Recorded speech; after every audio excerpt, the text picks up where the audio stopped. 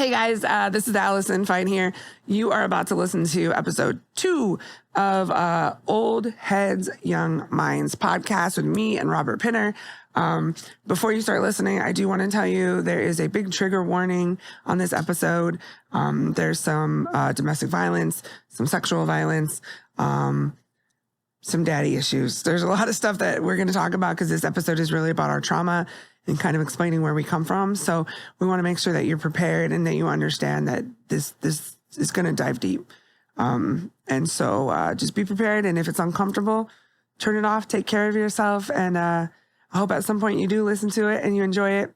And we'd love to hear your feedback. So enjoy episode 2 of Old Heads, Young Minds. Peace out.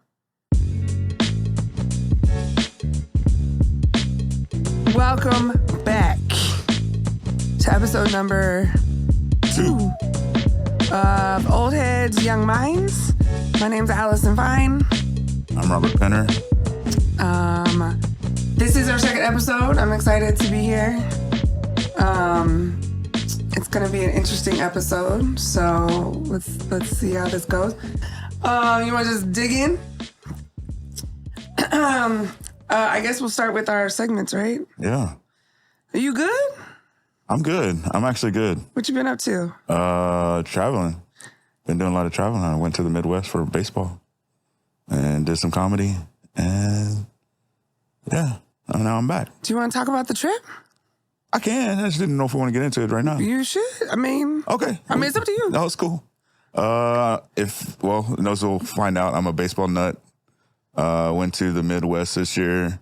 Went to Kansas City, St. Louis, Chicago for the Cubs, to Milwaukee Brewers, Minnesota, then back to Chicago, and for 2 games of the White Sox. And did some comedy, did some sightseeing, went to a brewery, went to a distillery. Just had a good old time. Me and my buddy David, we're good traveling buddies. We're just dudes. He's from Texas, right? Yeah, he's from Texas. So he met you there? Yeah, he drove up from Texas, and in Kansas City, his brother and his partner, or his brother and his husband, they're actually married. They live in Kansas City, and so is that where you guys started? Yeah, and so we at their house we stayed cool. We stayed the night there, so it was kind of cool. Did they turn you gay? I mean, no, but like they're like dinks. You know what a dink is? No. Double income, no kids.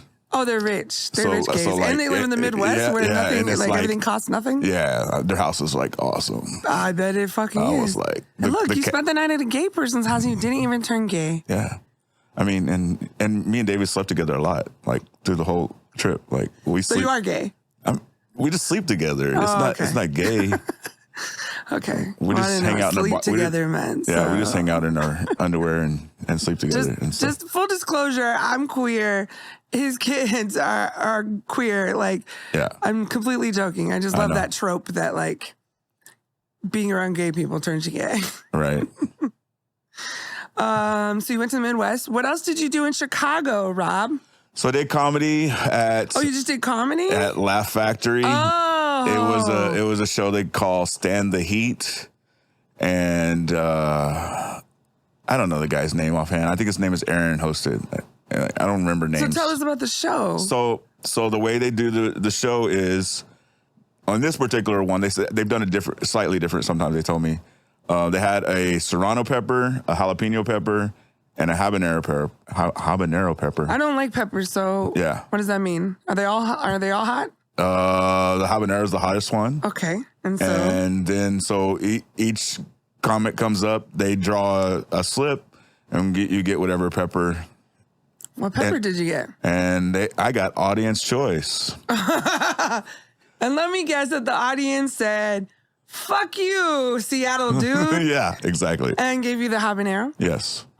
and then so you're supposed to like get it and then wait till the crowd's supposed to go stand the heat. I just popped it in before. And then you tell your jokes after that? You're supposed to tell your jokes after that. Holy shit. And then it's supposed to be, if you don't drink any water or don't really mention the heat, you're supposed to win a bottle of hot sauce. So I didn't really care about the hot sauce. I didn't take no water. I'm good with heat. I'm good with spicy. No, sir. But I talked about it a little bit. And then I was new to the club. Right. And this one of those like, I still don't even know if I got the light.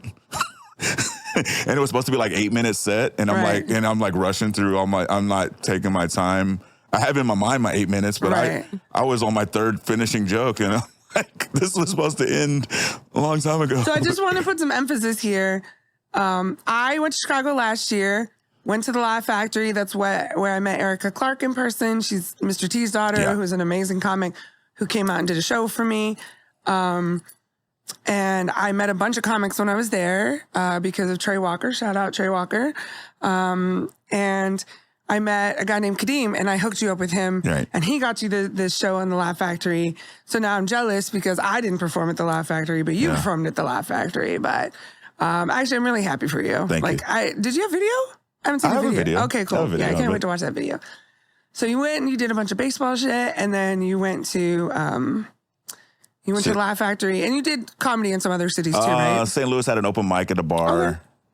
And then Milwaukee, they do like a shuttle to the game. So we found out about it or whatever. Right. And you go to a bar and you drink a beer and they took a shuttle.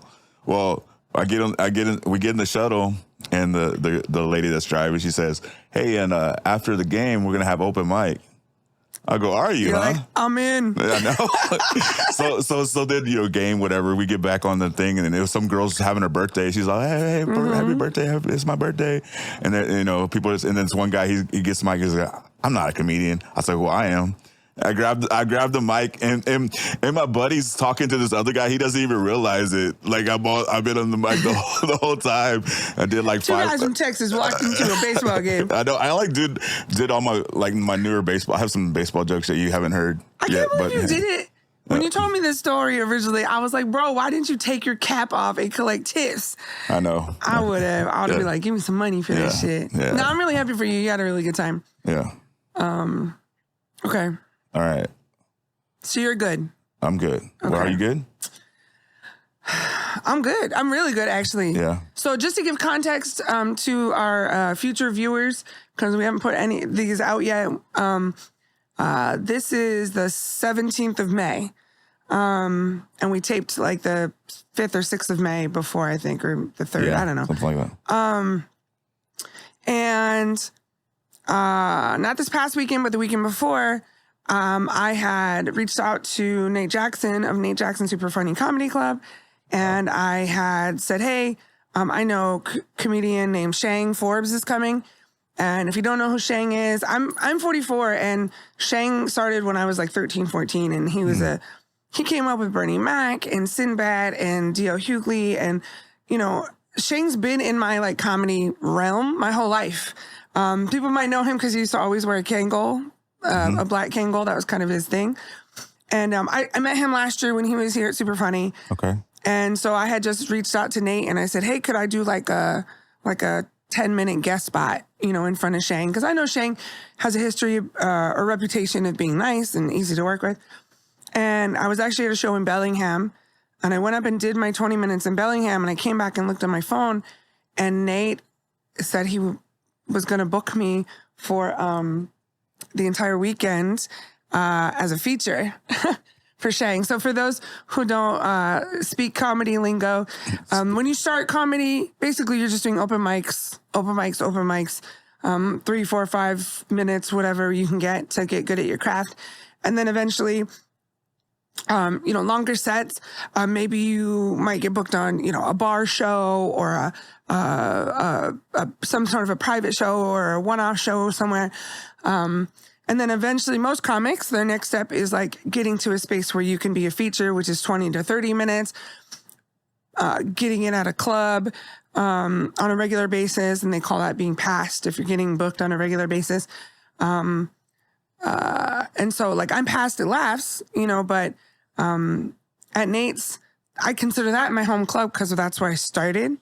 And so your first weekend as a feature is a huge weekend for a comic. And some comics, they don't get that opportunity for 3 or 4 years. Some people do it within 6 months. I mean, it's based on what the club thinks you're, what level your club owner thinks you are, or the booker thinks you are. And so for Nate to take a chance on me and give me the whole weekend. So I did 5 shows, 20 minutes each show. How'd you do? I think I wasn't able to did. be there, by the way. Yeah, you weren't here because you were on baseball. Okay. You were at baseball, but I think I did great. I think I did great for me. Like, I'm a realist, so like I know where I'm at 19 months in. I know I've watched the tapes back.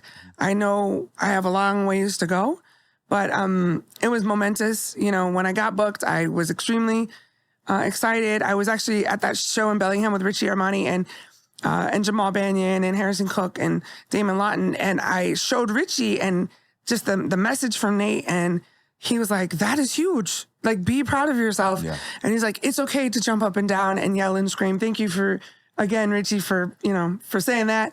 And so then I started crying, and I went outside and I called my mom, and I told my mom, and that was awesome. And then I had the experience, and Shang was very supportive and just an amazing human to work with. And for somebody who's been in the game, 30 plus years, that was big.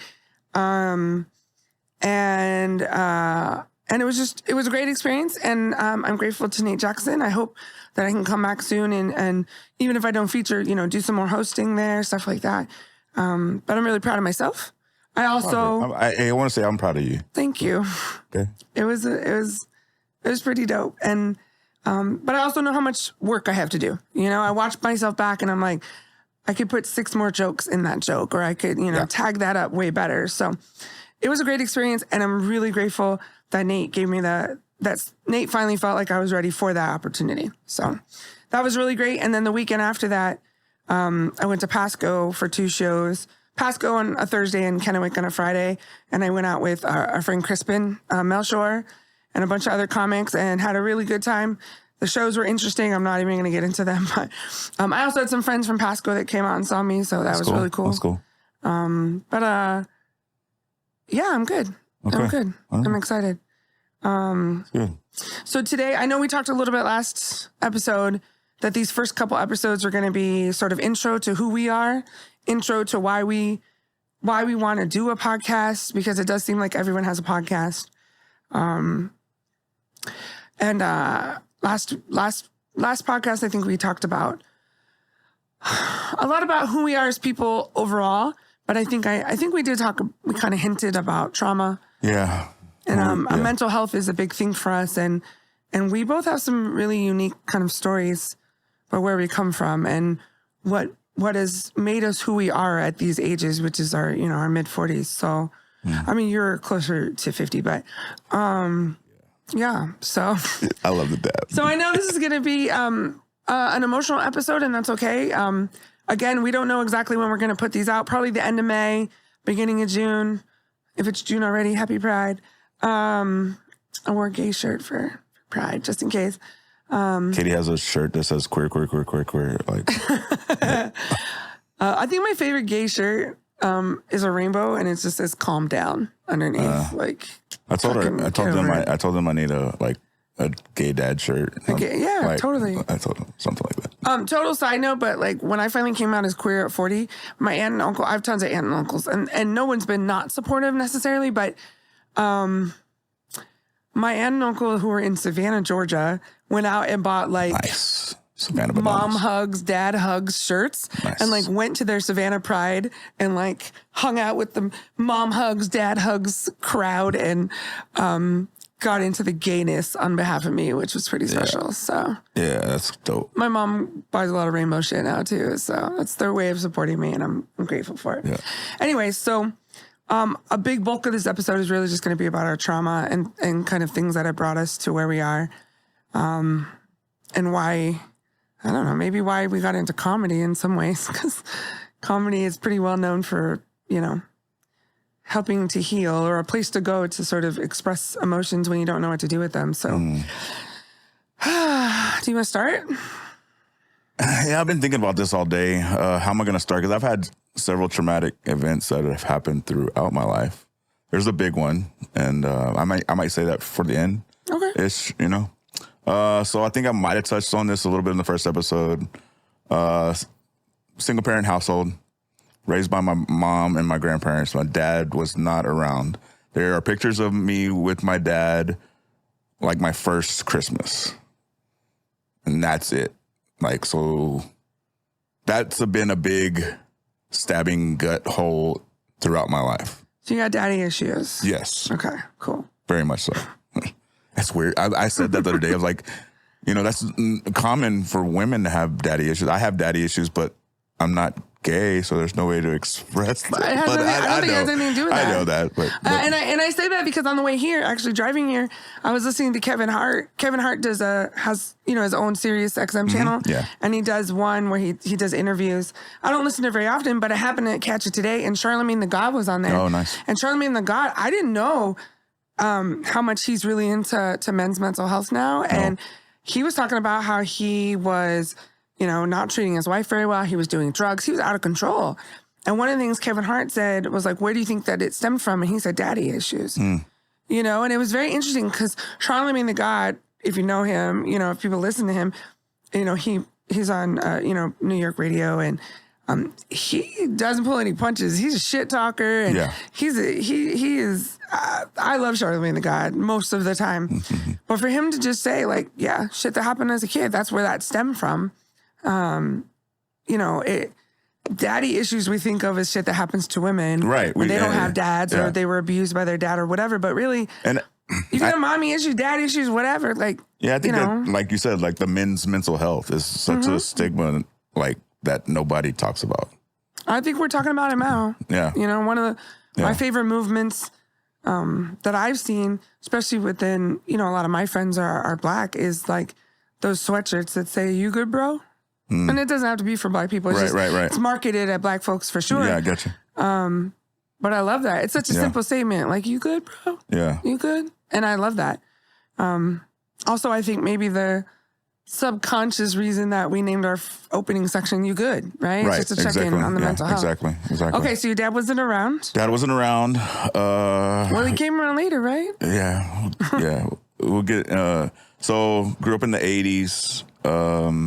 I was a bit of a nerd growing up most of the time. Then later in like intermediate high school, I started hanging out with some dudes and gotten kind of the thuggish life, just partying. And this is in Houston? This was in Houston, yeah. Okay. Partying, at a young age.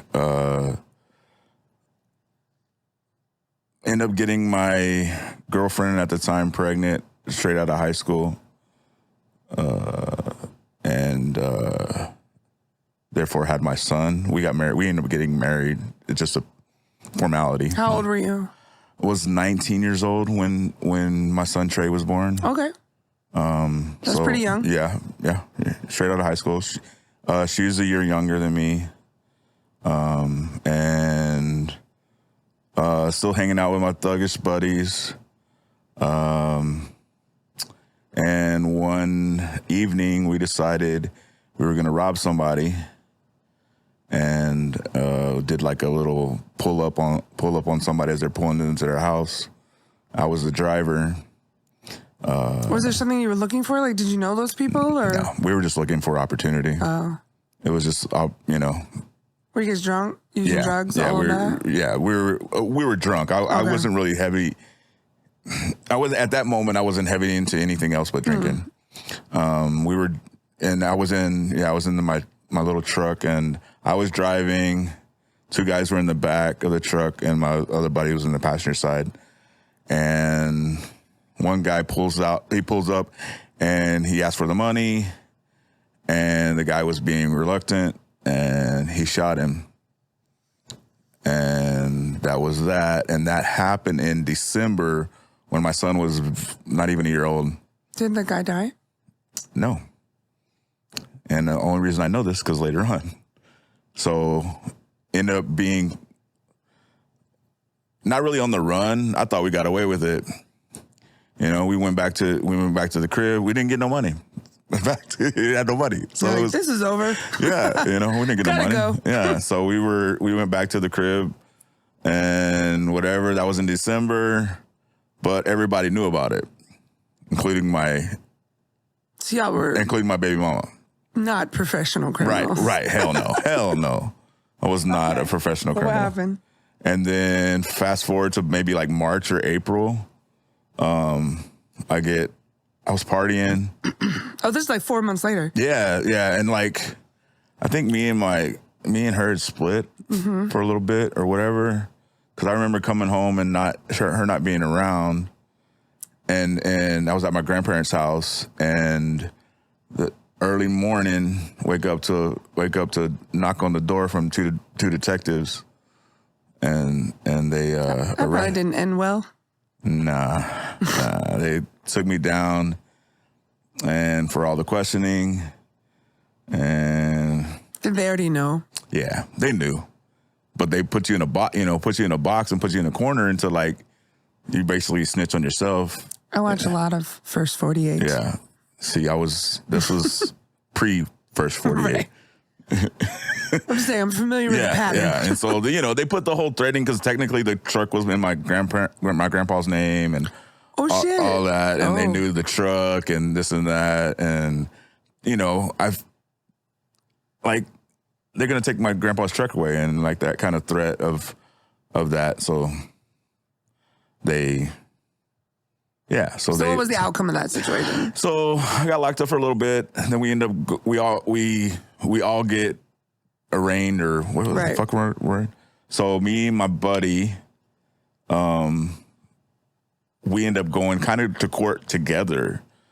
One of the other guys just got off completely. He's a snitch. Huh?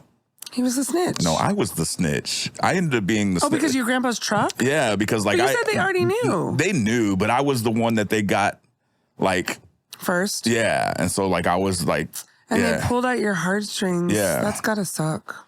And so, but that also, I mean, honestly, that speaks to like your conscience. You know what I'm saying? Yeah, and I was not. I may have been a thug, but it wasn't hip to the thug. Some of that part of being, like, got it. Didn't know the tricks that they use to get you there. Okay, so was the outcome of the trial? I end up getting 10 years probation.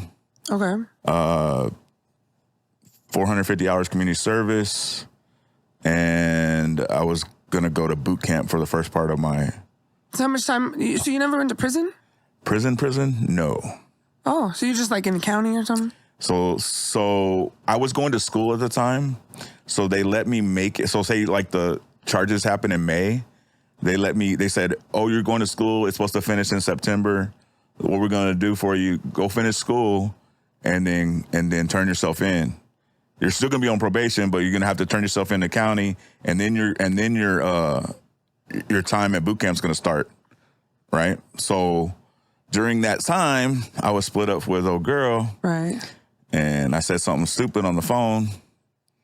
Like, you don't have to get into it. Like, you know what I'm saying? Like, it was a threat, and it was taken that way. So then I was going to school at the time, and I got home. And you weren't even 21, right? No. Okay. No, I wasn't 21. You were a kid. Yeah. Okay. And they had come by the house. The detectives or whatever, constable or whatever the fuck, left a number. I was like, what's this about? I called him up and said, you home? Yeah. About 30 minutes later, 6 cop cars pulled up to the house. Because you threatened her? Yeah. Oh. And so then they basically took me to jail and started my time from there, and, started there. Wow. And I was supposed to be, so then they gave me another charge, right? So then that was like, okay, we're gonna give you 15 days, and reduce it down to a minor or whatever. Anyways, they ended up releasing me by accident because I was supposed to just do the 15 days and then stay in there, right? To wait for boot camp. I get out for a weekend and I'm like, nah, I can't do this. Make that phone call on Monday. Yeah. So then relock me up, go back to county. I have some stories of county, but that's kind of traumatic. But we're talking about trauma. I mean, just dealing with, that's because I was aggravated robbery. So I was in the aggravated tank. And I may come across as a thug, but I was a little skinny kid back then. And I was white. So that wasn't really your people. I got hemmed up a couple times in there. That was tough. Yeah. And then, so meanwhile, my foul partner was in jail at the same time. And then we, in county, I was a little promiscuous. And so they offer you to do an AIDS test at the time. And so I said, all right, cool. Yeah. So then you go down to the clinic. And I go down to the clinic, and I'm sitting there and waiting, and there's a guy sitting next to me, and he looks over and sees my wristband and sees the name Penner. Turns out it was the guy we shot. He was in the clinic? Yeah. Holy shit.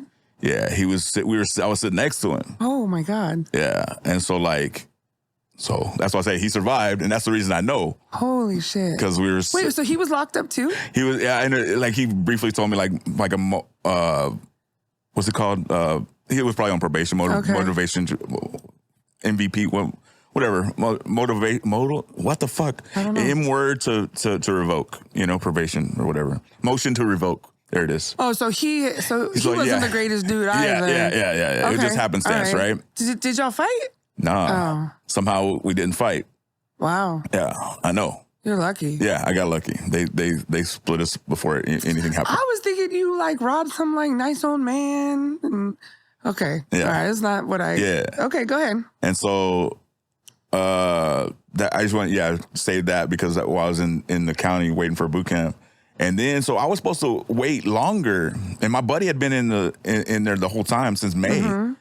Well, we ended up getting the thing where you go from county to boot camp at the same time, and so we were end up being in the same platoon. Okay. Because it's a Marine boot camp. Okay. Marine style boot camp, and that was kind of a no-no. We weren't supposed to be. Right, because you're homies. Yeah. Right. And they didn't really know. They didn't really ask. Whatever. It is what it is. Boot camp was a motherfucker, man. I can imagine. And... You think it was for the good? For me? Yeah. I mean, overall. Did he taught you lessons that... Yeah. Okay. I'm not saying I was squeaky clean afterwards, but maybe. But even in boot camp, we had intake platoon before you're actually in a platoon, and it's supposed to be 3.5 months. You're supposed to be in there 3.5 months, and then you get out. You're on whatever probation for whatever thing, and then you go about your life. Well, there was one moment there when in the intake platoon. One of the drill instructors or COs says something to the fact of y'all are all different races and this and that and this and that, and y'all got to get along and this. And I chuckled more as a reaction of duh. Right.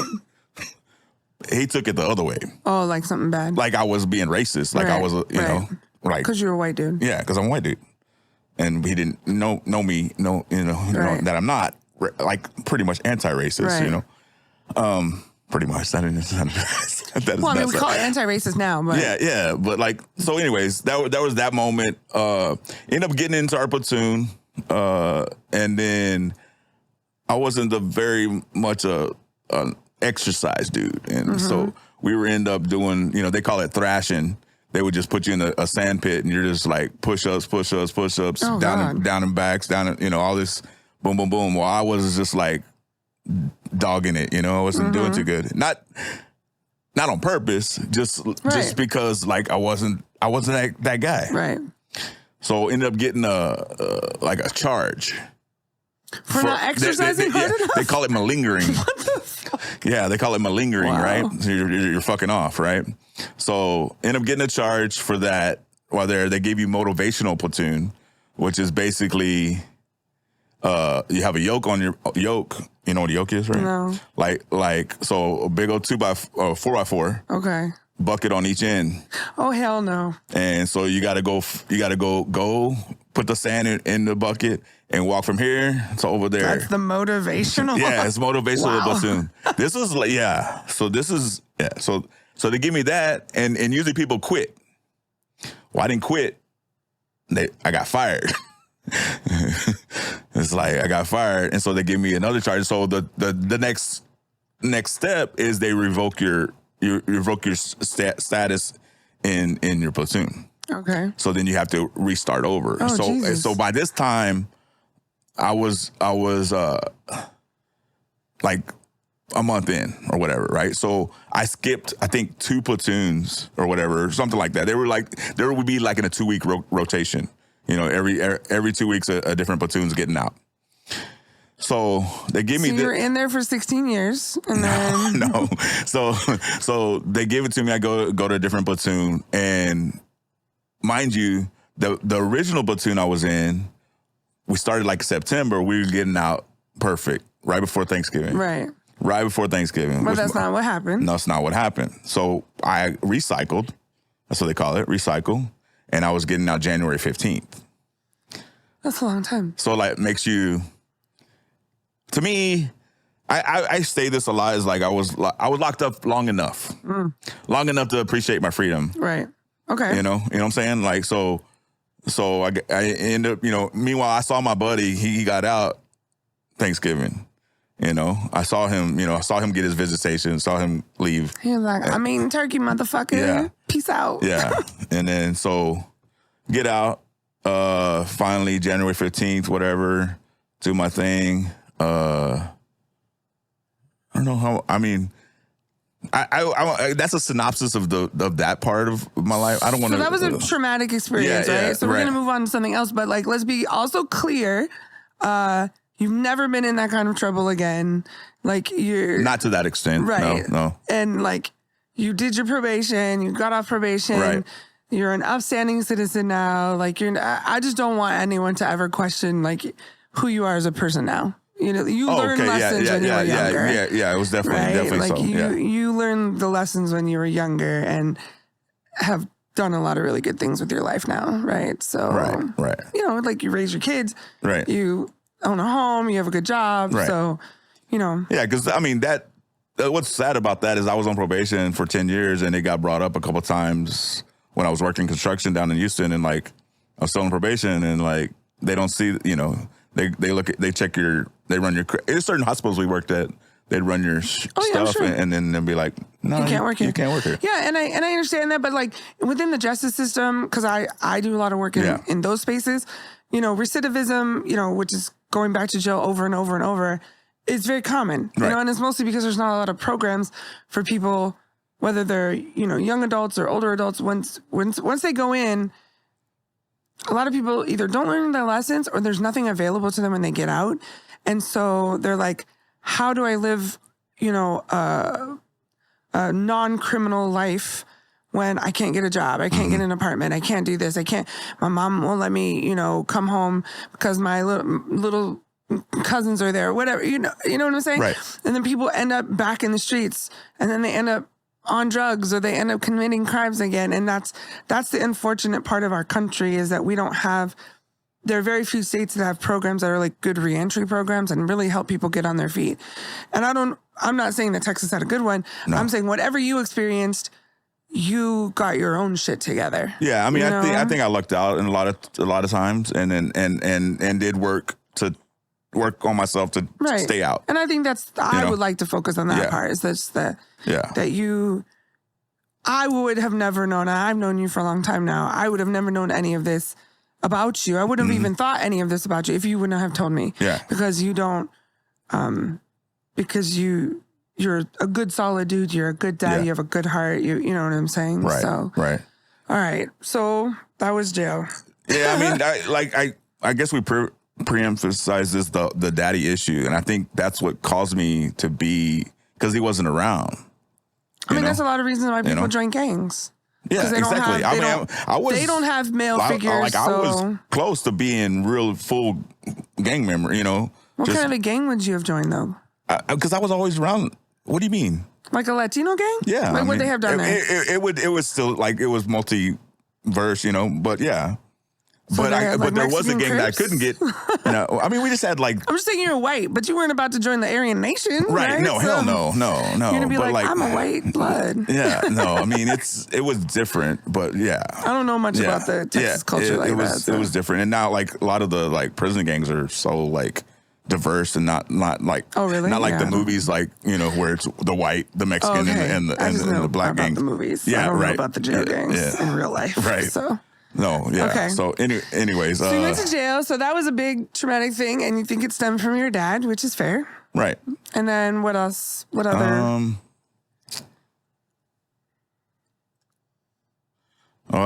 So. At what point did you have Katie? Because we talked about you had your son Trey when you were 19. So Trey was born, and then I get out, and then I'm doing the whole weekend visit thing with or as much as she would let me have Trey. Okay. And whatnot, and, you know, doing my thing, work and all that. Meanwhile, she's moving around a lot, like around Texas a lot. Trey was probably in like first grade or whatever. And but they have the same mom, right? Right. So you were not just visiting Trey. So when he was about in first grade, I think it was like his maybe his 5-year-old party, birthday party. Right then, she was either pregnant or just had Kelly.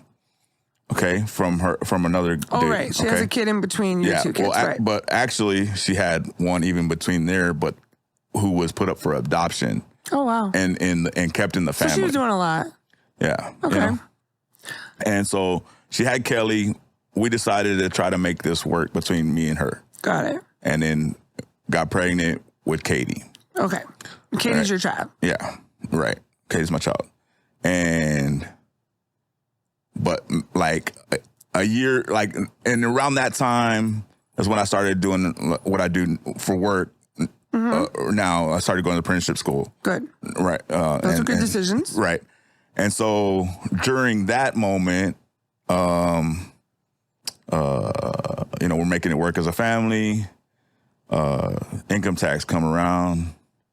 And like, I think we were burning both candles at the wind. Like, she would work overnight and I'd work during the day, and it would just pass off the kids. And you were helping raise Kelly. Yeah, so you guys had 3 kids. You were working opposite shifts. 2 under 2, you know. Yeah. That's a lot. You know, and we, one day, you know, we just got income taxes, and she said, "Hey, I'm gonna go look for a house, to rent so we can get out." I was staying in my grandma's house at the time. Okay. And so I said, "All right, cool. I don't care. Whatever. Find a place. Let me know where you're at." I come home, empty house. Well, she's the OG whelper before I even before I even know that was a thing. We talked about that last episode too. Whelp is part of his comedy routine, and it's just that idea that when someone just bounces. Yeah. So yeah, come home to an empty house. That's tough. Yeah, that was a rough one. Where were your children? With her. Oh, shit. She had just moved and just like left the Houston area to, like, I believe the Valley at the moment, like Corpus or something like that. Okay. Then like bounced around. She bounced around a lot, and I did too. And then at one point, Trey came to live with me. I want to say 2007, 2003, something like that. I don't know. I don't remember dates. Okay. But he was living with me, back and forth living with me, but then eventually living with me like junior high. Okay. When he's in junior high. So this is where we're going to get the heaviest and the traumatic. So Trey was going to school. He wasn't the greatest student, was acting out, and he ended up getting kicked out of school. How old was he? 6th grade. Okay. So he's like 12? No, 13. So 13. maybe 7th grade. 7th grade. Okay. Got kicked out of school, and I was going to the church at the time, and his buddy... Trey's friend? Trey's friend. Okay. Trey's friend's family did, like, homeschooling. Okay. So that was, like, going to be the alternative to get him to school. Right. I'm working construction, so I had to, like, get him up early, go over there, drop him off, and then go do what I got to do in my car. On the morning of, I knew the night before, remind myself I need gas in the morning. Mm-hmm. And me and a teenage boy being... So just you and him at this point? Just me and him living in an apartment. And he being ornery in the morning, just being like a teenager. They're fun. And we got in a little. They're not fun. Yeah, we got in a little fight or whatever. Just like normal fight. Right. Hurry the hell up. Kind of stuff. Right. And get in the car. Forgot I needed gas. Got on the freeway. Ran out of gas. Oh shit. Exited the exit. We're supposed to exit, and there's a gas station at the corner, but it's 3/4 of a mile. Okay. It's 5:30 in the morning, dark, and it was kind of like a service road, and it had like a hill bump. Mm-hmm. So we decided to push the car, and I'm pushing from the driver's side, and he's pushing from the back, and yeah, lo and behold, somebody smacked us from the behind and killed him instantly. And like I knew from the moment that happened, when I'm laying in the concrete, that he was no longer with us. And yeah, so that's my big traumatic event. And I have to say, like, there's been some ups and downs with it. Yeah. Dealing with it. I've dealt with it in different facets of my life. So. You miss him a lot. I miss him a lot.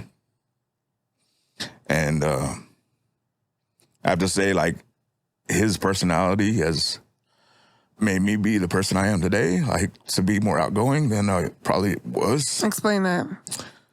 He was always like the like party animal in a way, like fun way, like making people laugh. Yeah. And just that outgoing personality. Yeah.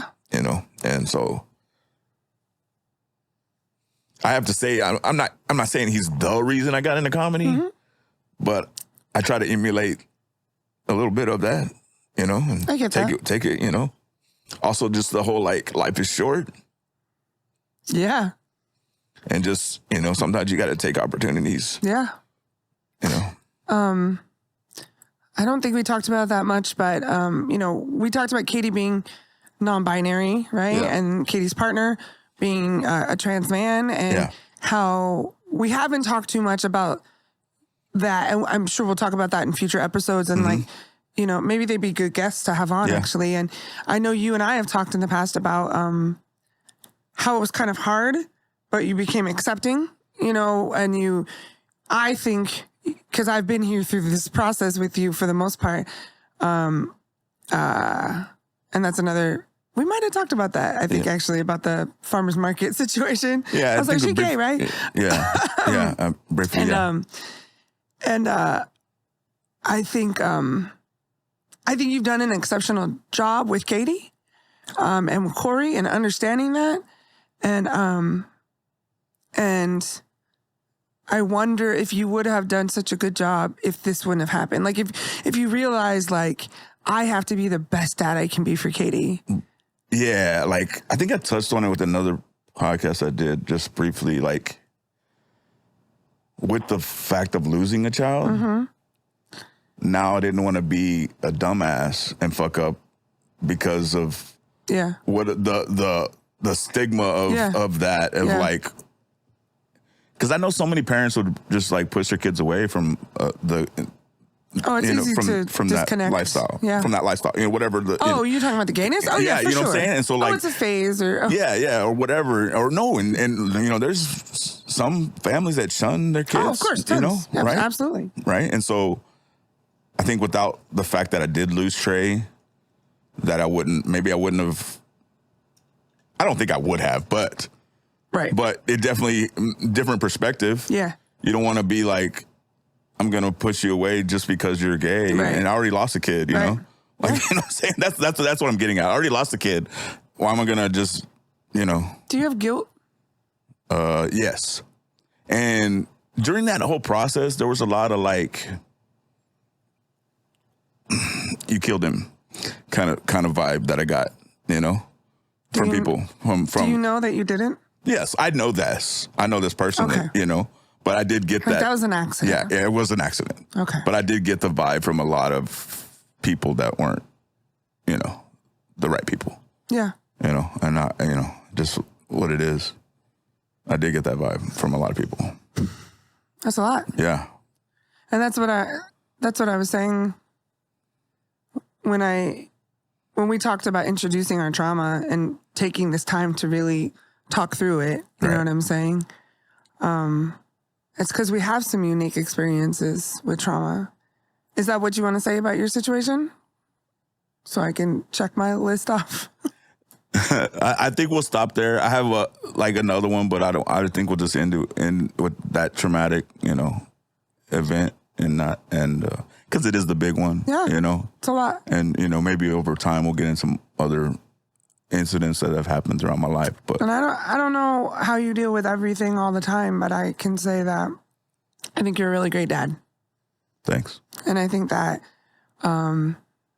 if Trey was here, you'd be a great dad to him. Yeah. And I'm a firm believer that the universe is intentional.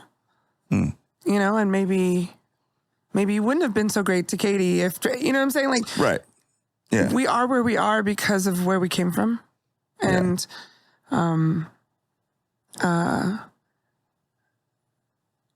I think it's important and it's a beautiful thing that you're willing to share this with people. Mm-hmm.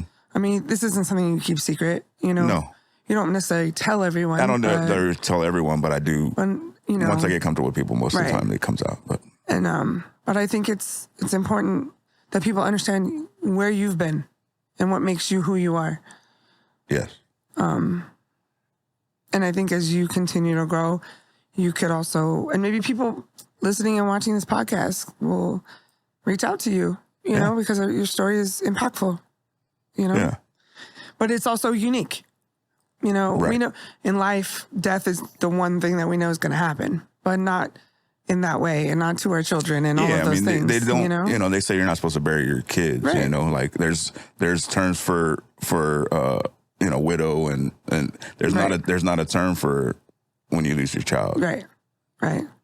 And it was in a really traumatic way. Yeah. So, but I'm proud to be your friend. I'm proud that you were brave enough to tell that story. Thank you. And I obviously I never got to meet Trey, but I'm sure wherever he is, he's proud of you. And Katie and Corey are very lucky to have you. Yeah. So.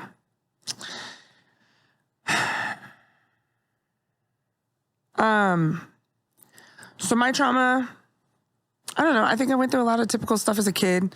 Just to give kind of a quick overview, my dad is the oldest of 8 Catholic kids. He probably had his own trauma growing up. I don't know if he was affected by, this Catholic priest scandal that we know exists. But I've heard through some family members that some other things might have happened to my dad. My mom was the oldest of her family, and she's got a little brother who's a couple years younger than her, and then one that was born when she was 14. So she parented him in a lot of ways, I think. And I think that both my parents were abused. And so when I came along, and I'm the oldest of the whole family on both sides, I don't think that they wanted to physically, punish us very often. I mean, we didn't get physically punished very often. Not the way that I'm sure that they did. But that turned into, unfortunately, for my dad, a lot of emotional abuse. I was also extremely smart. I would like to think that I still am. But they tested me in kindergarten because they thought I was autistic. And this is when they really didn't know a lot about autism. When they realized I was just gifted. Right. I was kind of a smart dude too. And so...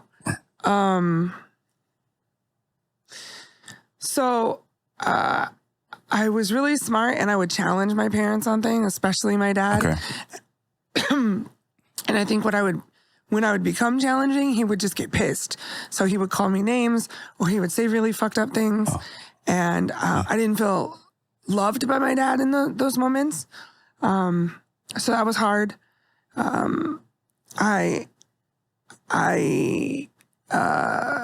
think that I suffered from some sexual trauma when I was a child, but I don't want to get into that because I don't know. But when I was 19, I was staying in a friend's house, and I often hung out with older people, and these people were like their mid and late 20s, and it was actually like a fight party, and we went to a bar. I don't know how I got into a bar at 19, but I spent the night at my guy friend's house, and I slept in his daughter's room because she was away at her mom's or whatever, and I woke up in the middle of the night to his friends having sex with me. Oh wow! His friend was a high school vice principal in Long Beach. I was in Southern California at the time. But I didn't even call that rape till I was like 26, 27. Because as women, we often say, well, what did I do? Was I flirting with him? Did he think he wanted it? Things like that. But I was raped, I was raped. And I'm sure on some subconscious level that had a lot, Right. Because during that, you didn't report it. Oh, right? no, absolutely not. So it's that whole stigma. You don't say. Well, because I thought maybe I had done something like I didn't have an open relationship with my parents to talk about sex or anything. So it's like I was all on my own dealing with it. Got it. So I didn't even tell my parents. So I was like I said, I might have been a little younger than 26, maybe 25 when I first told my parents. So that was tough. I also grew up, I was very, very, very thin when I was little, and then I got fat like 3rd, 4th grade. Even though I played soccer, I was super active. So, I found my place, usually hanging out with dudes, but not like the one that fucked everybody. I was like the home girl, Gotcha. which probably presented some bad habits, or manifested some bad habits. I learned some pretty bad things, and most of my friends were, affiliated, gang affiliated, and I lived in Southern California at the time, so they were the Bloods or they were Crips. My best girlfriend was a, Pomona Piru, but I was also in school. I was in honors classes. I was in the band, so I lived on both sides of the tracks. But I had some experiences that were pretty traumatic. I also, I put myself in situations that were unsafe. And we can get into like the psychology of that, but it doesn't matter. I just went through a lot of little things. And then at home, I didn't have a very close relationship with my mom. I love my dad. But everybody always chose my brother. I called him the golden boy. I still call him the golden boy, but he's older or younger? No, he's younger. I'm the oldest. You're the oldest. But, he could just do no wrong. Me and my brother are fighting downstairs. Just two of you? Yeah, it's just us. Okay. I have another woman that I call my sister. She actually lives near Dallas now, but she was my foster sister. Okay. She was a friend, and then she became my foster sister. Gotcha. She was my enemy between those two things, but that's a whole other story. So like my brother and I would be fighting. He would yell my name, and my dad would be like, "What are you doing?" And like yell at me. It didn't matter who was doing what. It was always my fault. Right. And then again, I would get smart with my dad, like be smart mouthed with him, or I would just out logic him. And he would get pissed. And so he would be really abusive. It was actually when I was 18, I think I was getting ready to move out, or maybe I'd already moved out. And I remember my dad just berating me about something. And I'm just in the corner of my parents' bedroom, like in the fetal position. And my mom never really defended me. She always kind of made excuses for my dad. And I remember my mom finally looking at my dad and saying, "If you don't love her, just tell her." What? Yeah. And the weird thing is I never thought my dad didn't love me. I thought he didn't know how to love me properly. I don't think my mom thought that either. I think that was her way of defending me. And they both came from trauma, right? So nobody knew what the fuck they were doing is what I'm saying.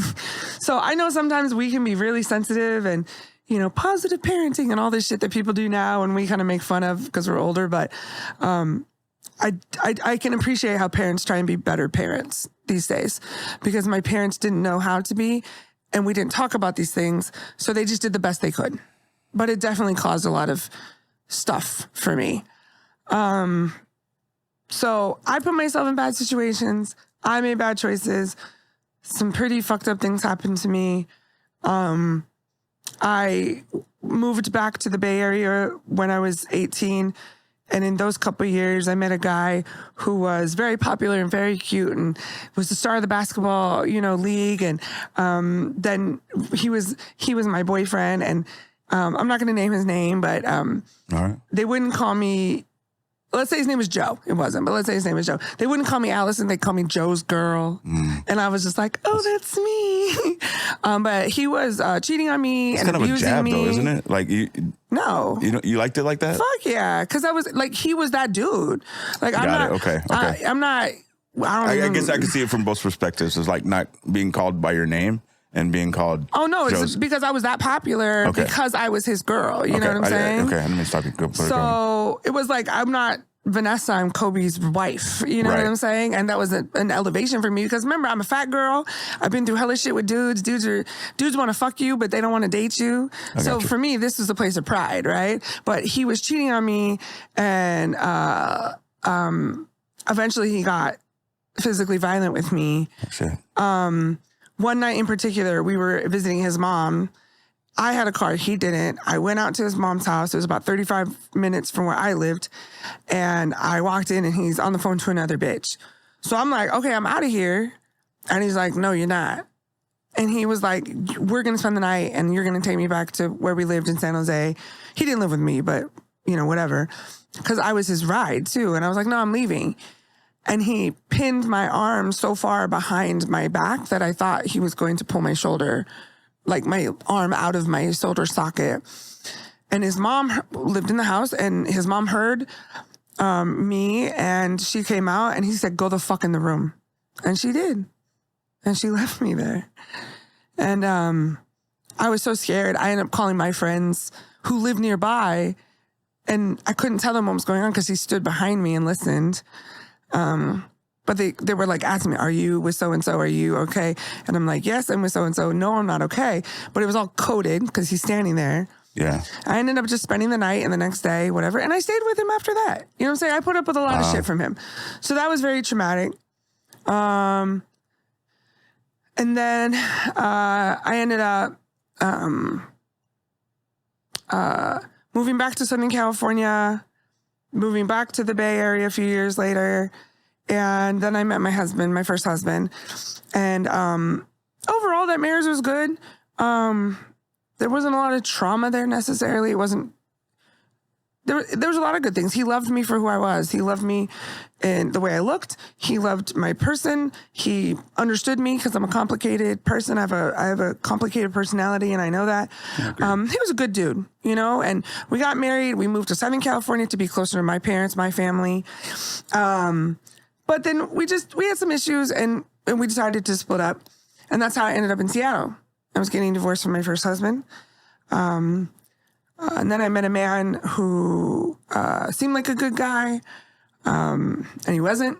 And he ended up moving in with me for a while. And he ended up abusing me. But I think I was dealing with trauma myself. So he would try and hit me and I would fight him. Oh. And so we would fight each other. And that shit was ugly. And this was only 10 years ago. This wasn't, Wow. Well, this is in 2016, really. And so that was pretty bad. And I'm not a victim usually. So my friends didn't know what was going on. They didn't see bruises, things like that. But that was a lot. And then I kind of realized this is unhealthy all the way around. And this man's not going to get any better. And I deserve better. And this is not healthy for me. And this isn't even who the fuck I am. I think this is all trauma response to other things in my life. Getting divorced, being alone. It's just me and my daughter out here. Right. And that was a lot. Not having great friendships here yet. Things like that. Oh, I want to stop you just a minute. Can you back up to when Sam came into your... Sam came into my life. Sam, my daughter. Yes. Just to be clear. My first husband and I had a big, huge house. We couldn't get pregnant, so that's some more trauma. We weren't getting pregnant, but we became foster parents because we had a huge house. So we fostered teens, and I was a high school teacher at the time. And so Sam came to us in 2011 through foster care. Later that year, my father passed away, so that was more trauma. More trauma, okay. My dad was only 59 when he passed away. I was only 33. Okay. So yeah, I didn't even include that in the trauma, but yeah, that's pretty traumatic. Yeah. I'm also, some people might think this is kooky, but I believe in somewhat in astrology, and I'm a Libra. I'm a triple Libra. I'm a Libra sun, moon, rising, which means I am very much about balance, fairness, justice, equality, sometimes to a fault. But I can also look at things from both sides very well. And just to say what I need to say about my dad, my dad was in the hospital because he was sick from something that we thought he would recover from. And then he had a massive heart attack and died.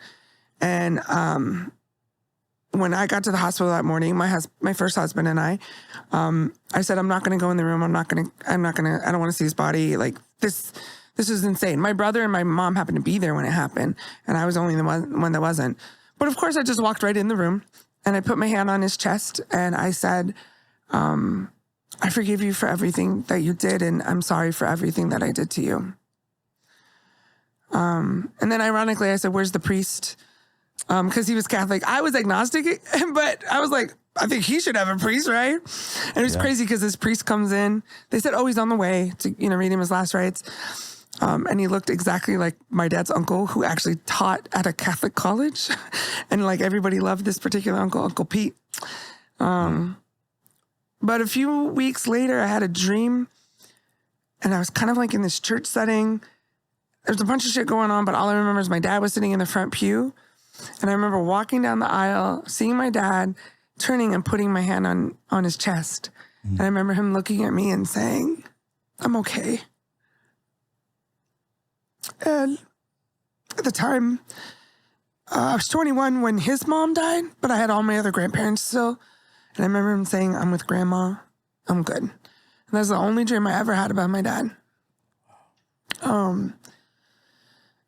But back to the perspective thing, I lost my dad on Sunday, November 27th, 2011, and I was 33 years old. And I have some friends that I went to high school with.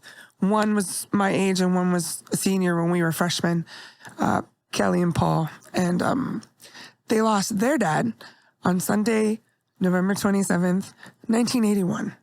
And Paul was 3. Wow. And so 30 years later, I only had 33 years with my dad. He had 3 with his dad. There's a lot of perspective there. The night my dad died, actually, my grandpa on my mom's side was the first person to get to the house that was family. And I remember when he walked in, I hated my grandpa in that moment. Because why can my mom hug her dad when I couldn't hug mine? And there was a brief moment of grief. And I love my grandpa. My grandpa just died a couple years ago. We were super close. And, maybe we'll talk about that one day. But it just was unnatural. But at the same time, I had friends that lost their parents at 19, at 18, and Paul, 30 years to the day, so I always kept that in perspective. And my dad was a big music fan. I'm a big music fan. My dad loved to laugh. He thought he was a comedian. He was not. But yeah, so that was trauma. I guess I skipped over that. So thank you for bringing that kind of back. But Sam came to us in 2011 in August. My father passed away in November, Thanksgiving weekend, which makes that a shitty weekend for me. And then in 2013, that's when I moved up here. I had the abusive relationship. And then I kicked that guy out on Halloween, 2016. That was his birthday. Not intentional. It was just, you need to get the fuck out of my house. Just the timing. Because my daughter was being exposed to it and it just was unhealthy. And then in January 2017, I was online. I was talking to different people and I was on the phone with this one guy who's from New York. He's very handsome. He's very charming. And I was like, oh, what are you doing tomorrow? It was my day off. I had every other Thursday off. And he's like, I'm going to go file a parenting plan. I got a 6-month-old, which I knew about. But she's not letting me see my son. So I went to a nonprofit and I got this parenting plan. I need to finish it. And I'm like, oh, I'm a social worker. I can help you. And he's like, no, I got it. And he called me back later and he's like, actually, yeah, will you come help me? Just make sure I did it right. So I drove to Seattle that next day and I met this man. I helped him finish the parenting plan. We went and filed it at court. I actually drove all the way out from Seattle to Spanaway and served her parents. She was at work, so I served her parents. And me and that guy just became inseparable. Like it was almost like love at first sight, which is just cheesy because I'm not that kind of girl, but it was, and he was funny and very handsome and extremely smart. And we just fell in love. And he was from Brooklyn, so he had a little edge about him. And he had just gotten out of culinary school and he wanted to be a chef. I was doing politics at the time. He was supporting me in politics. I was supporting his dreams. He wanted to eventually open a restaurant. So I was like, let's open a catering company. So we did that. And he worked full-time as a chef as well. But we got married really quickly. Within 6 months, we were married. I mean, we just were like, this is it, right? Yeah. Like, it just felt right. So we got married. We started going through the court process. It's funny because later on, his baby mama said, I thought you were his lawyer the first time I saw you because it was in court. Yeah. And eventually we ended up with a very normal every other weekend, situation with his son.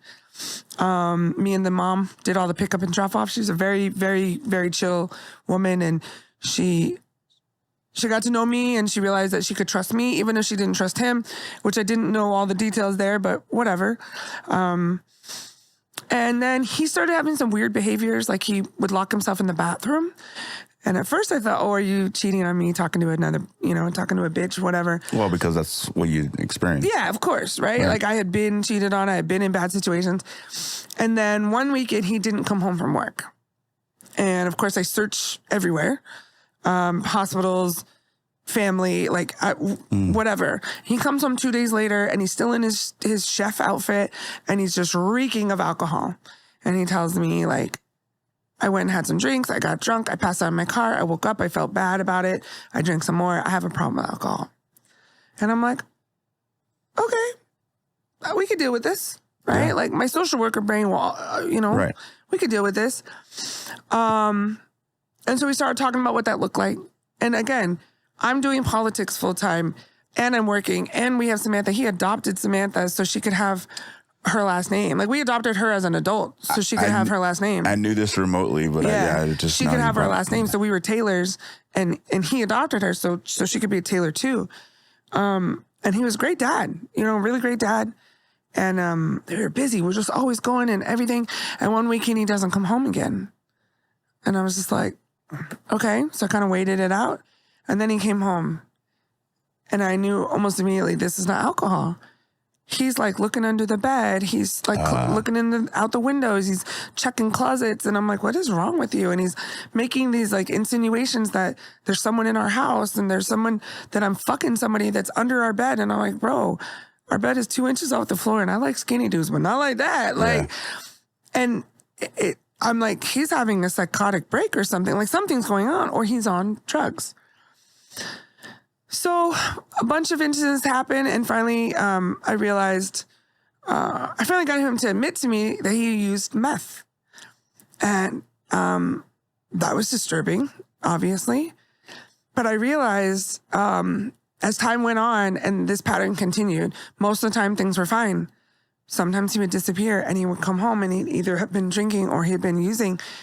I was lying for him to jobs. I was lying for friends when he disappeared and he didn't come to an event or whatever. And I realized he was probably bipolar. Oh, wow. Because bipolar disorder is, if it's not regulated, people will use alcohol when they need to get brought down, their brain chemistry. This is not science, boys and girls. And meth or some other kind of amphetamine when they're down and they need to come up. Okay. And that's how they find their balance instead of using Zoloft or something. Right. He's a veteran from the Air Force. So I got him to go, and he graduated like top of his class. I mean, he's a brilliant, brilliant man.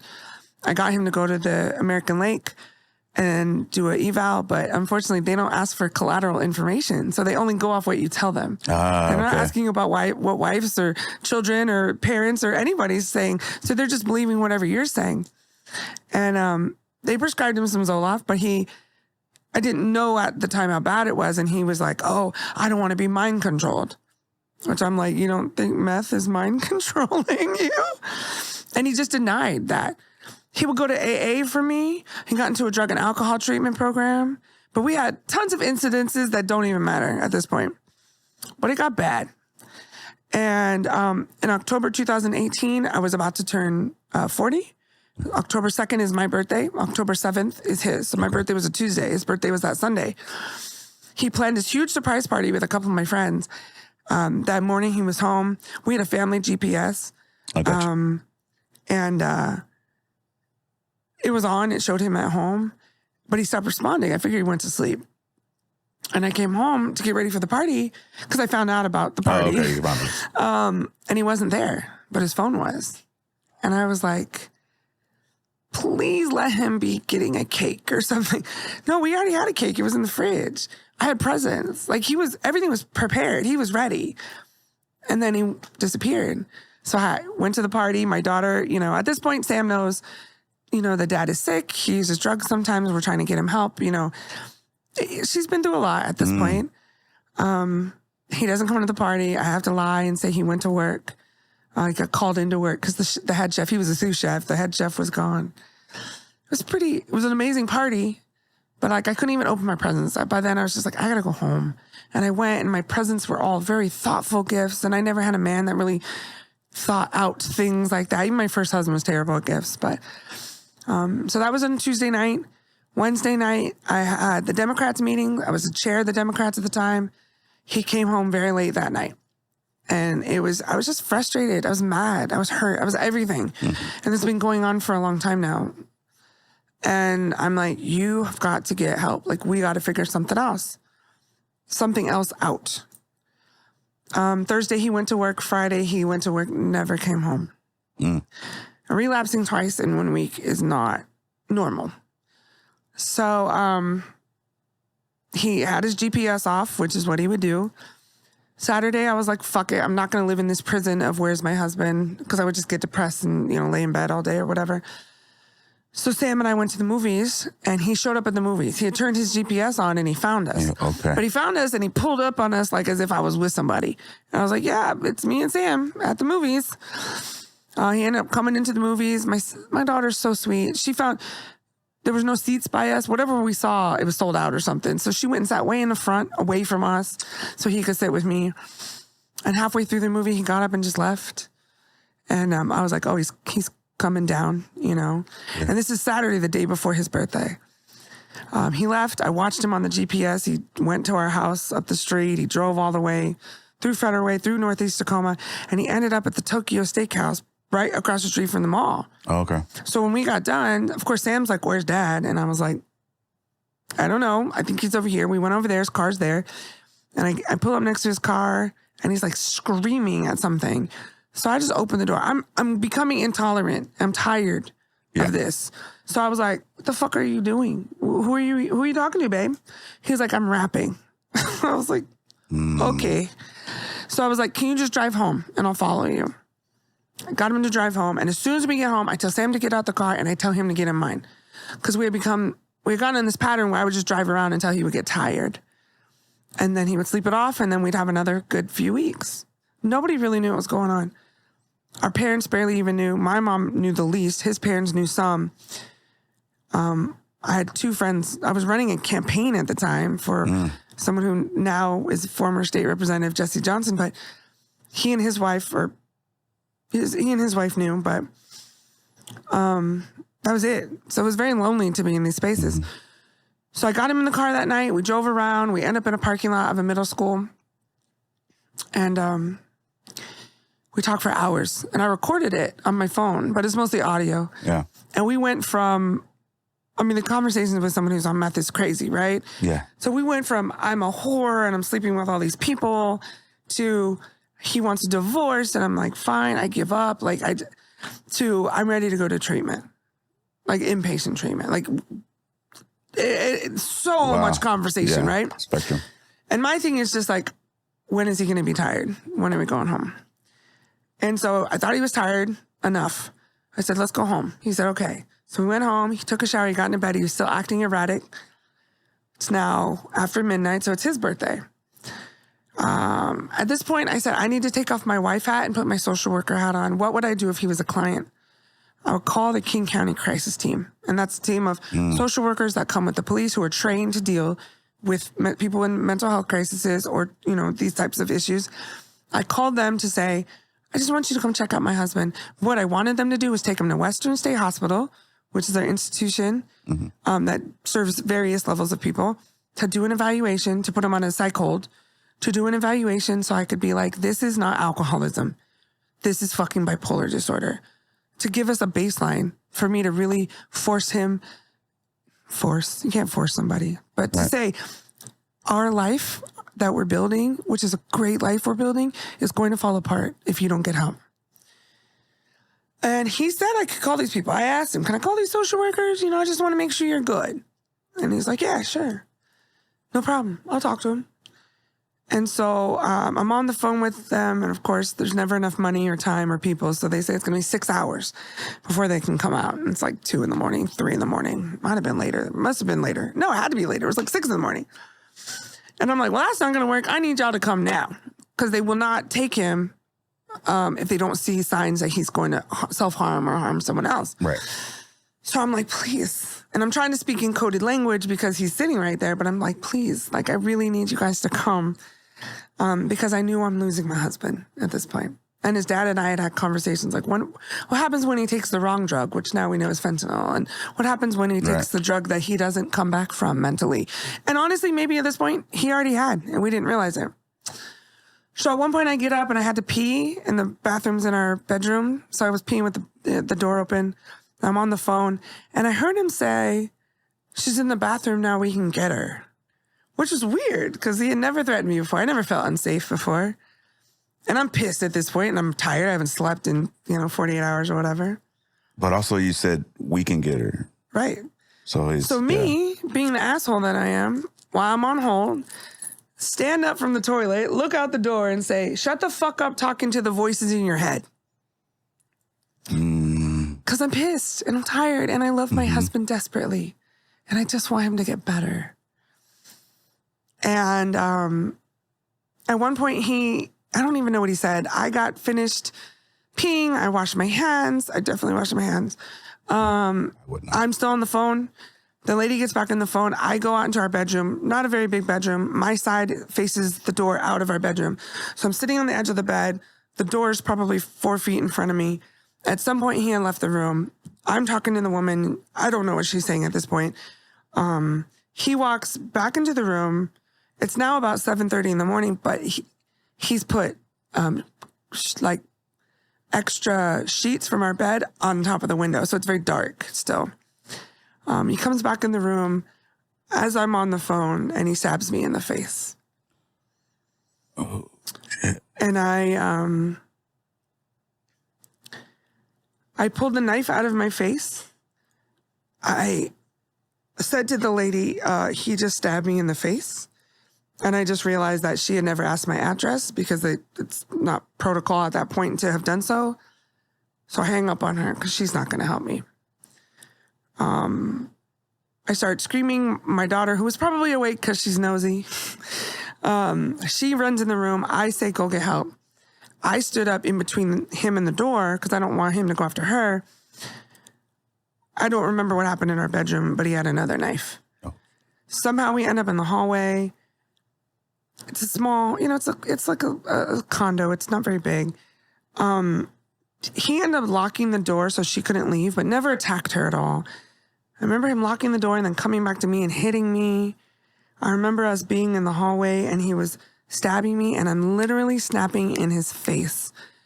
And I'm saying, wake up. I'm calling his name. I'm saying, you're going to kill me. I'm your wife. What are you doing? And I'm really kind of distracting him because I want her to be able to get outside. Yeah. And at some point he let me go. I don't remember much. I remember going outside. Now it's daylight time, right? But I didn't realize it because our room was so dark. And I'm standing in front of our fourplex and all the neighbors are outside because obviously they heard us screaming. And I'm in, I think, underwear and a bra or a tank top or something. And I'm covered in blood. And then my neighbor across the way, I realized that's where Sam was. So she says, come in. So I go in the house, in her house. She has a special needs daughter who's very disabled, and her husband was at work. So she's scared that he's going to come into the house. She's going from the door to the back slider because we had an open backyard. She's on the phone with the police. I sat down on the floor because I remember I didn't want to get her couches bloody. And I remember sitting there and looking at Samantha. And I had my phone in my hand still. Thank God. Pop Socket, if you want to sponsor us, that would be cool because you guys might have saved my life. I had my phone in my hand the whole time because of that damn Pop Socket. And I remember, okay, what am I going to do, right? She's calling the police, but she's freaking out. I remember her saying he changed his clothes and he came outside. And I'm thinking, okay, what am I doing? And I called my mom. She didn't answer. So I called my brother and he answers and I said, so-and-so just stabbed me and I don't know if I'm going to live. I need you to call mom. And then my mom calls back right away. Like she saw the missed call. So I click over. This is fucked up. Like, I'm so sorry to my mom and my brother. It was horrible. Like, they live in California. Like, this is not like they can just drive over, you know? So, I click over to my mom and I said, Mom, I don't know what happened, but so-and-so just stabbed me and I don't know if I'm going to make it. I need you to come and get Sam. And, I guess I hung up the phone and I handed Samantha my phone and I said, call so-and-so, which is a family friend that I knew would take care of her as like an older woman at the time. Unfortunately, we're not friends with her anymore, but I just knew, I didn't know what was going to happen, but I needed my kid to be okay. Because even at, 24 or whatever, she's special needs. She can't take care of herself. And I think right around then, the door opens. I remember thinking, where the fuck are the paramedics? They walk in, and there's cops everywhere, and there's pictures being taken, and there's paramedics down next to me. This is the moment I probably should have known I was destined for comedy. Paramedics are working on me. They're asking me what's going on. First thing I say to them is, where the fuck have you guys been? Because you're only around the corner. Because there's a fire station literally on my block. And they said, your husband's outside, and we can't leave until... We couldn't come in until the cops said it was okay. And I was like, okay. And I remember looking straight ahead and they're talking, they're asking me questions. Again, I remember cops taking pictures and talking to my daughter and talking to the Nate. Like, it's a movie scene, right? It's a movie scene. And I remember saying to them, and this is funny, and you could appreciate this because you're old enough to remember. But remember that show ER that George Clooney was on? It was like a medical drama. It was like Grey's Anatomy before Grey's Anatomy, basically. I remember saying to the paramedics, look, I watched a lot of ER when I was growing up, and I know that if I'm talking, it's because my heart is still beating, but I feel like I'm fading, and I think I'm going to pass out, and I know that's not good. So if you want my fat ass to get on that stretcher, we're going to have to go now because I think I can still stand up. And the paramedics both stopped and looked at me and said, Mrs. Taylor, we'll get you on the stretcher. And like, you can tell they're holding back laughs, right? Because they can't believe I just said that. I'm like, oh, I'm just saying I can get up right now if you need me to. They're like, we got you. So they get me on the stretcher. I'm fading in and out. They get me into the ambulance. Paramedics over here, paramedics, on all sides of me. Also, 2 firemen are in the ambulance. That's not normal to also bring firemen. I found out later it's because they had to pack my wounds. Not normal. They had to give me 7 units of blood and platelets in the ambulance. Not normal. I remember this guy saying, I'm going to be your lead paramedic. I'm going to give you something in the IV and you're going to go to sleep. And then we're going to intubate you. Okay, cool. I'm in shock, right? And then I remember waking up in the ambulance, but they don't know that I'm awake because I can't open my eyes or anything. And I remember laying there thinking, well, if I don't die from these stab wounds, I'm definitely going to die from this thing in my throat because it's not a good feeling, the intubation. And I remember the guy, he was a fireman at the end, but where my feet were. And I remember him saying to the other fireman, I think I broke that lady's couch. And when he pulled the couch to get the gurney out or the stretcher or whatever, he heard it crack. And I remember him recalling that story. again, they don't know that I'm listening to any of this. And then I remember, I think his name was Brandon. I remember him putting his fingers on my right wrist because I was kind of laying like this. And I remember him saying, I don't feel much of a pulse. And then I woke up a day and a half later. And I had 6-hour surgery where they cut me wide open. And they, he had nicked my lung. He stabbed me 9 times total. He stabbed me in my arm. He stabbed me in my face. He stabbed me in my chest. And he stabbed me all over my abdomen and then in my breast. And I spent 35 days in Harborview. I'm the one in the ICU. I had to call his parents and tell his parents, like, so has he called you? Because this is what he did. When I woke up, my mom and my brother were standing there. They just drove straight for 18 hours. The whole time, my mom is talking to the detective who's saying I'm alive and telling her what's going on, but she's also calling the hospital who's saying we don't have a patient by that name because of HIPAA, but my mom doesn't think about that. She's just in trauma. Shit. So she thinks I'm dead. My uncle was here from Spokane. I have 2 uncles that live in Spokane, and my uncle was here, and I remember him just kissing me on the forehead and just saying, I needed to see that you were okay. He also owns a donut shop. Shout out Retro Donuts in Spokane. And he brought like a bunch of donuts for the staff. And he's like, I brought them donuts. And then he left. And I spent 35 days at Harborview. I had to call my stepson, Isaiah. I had to call his mom. He was only 2 at the time. And I didn't call. I texted her and said, we're not going to be picking up Isaiah this weekend. And she told me later, she was at work when she got word from her dad that the cops had stopped by their house. She looked up on the King County jail roster. She just had when the cop showed up, she just had a gut feeling. And she's the one that ended up telling me that he was initially charged with homicide. Wow. Because they didn't think I was going to live. Right. So, I'm here. Yeah. And, that was 4.5 years ago. And the pandemic happened in 2019. He had a lawyer and it got dragged on. And this went all the way. It took almost 2 years to get him to take a plea deal. He took a plea deal of attempted homicide. All of this extraneous charges like the weapons charge and a kidnapping charge or a false imprisonment charge. They dropped all that shit, which is fine. But even at attempted homicide, the maximum time was 18 years. The low end was 12.4, and I actually advocated for the 12.4 because my husband is sick.